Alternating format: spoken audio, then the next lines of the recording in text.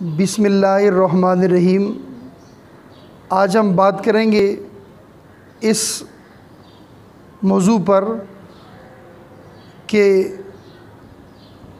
قربانی کرنے والا شخص جب کوئی وہ بیل یا اونٹ وہ جانور ذبح کرتا ہے جس میں 7 حصے ہوتے ہیں، کیا وہ ان قربانی کے جانوروں میں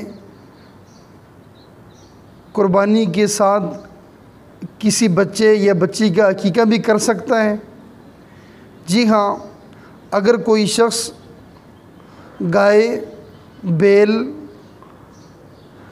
یا بھینس یا پھر اونٹ یا ایسا جانور جس میں 7 حصے ہوتے ہوں، اگر وہ قربانی کر رہا ہے تو اس میں بالکل وہ قربانی کے ساتھ عقیقہ بھی کر سکتا ہے۔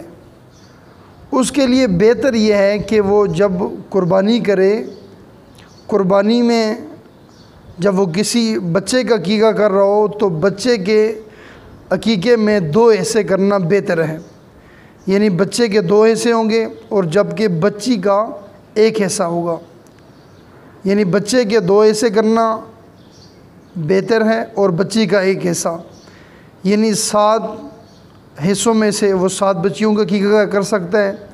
اسی طرح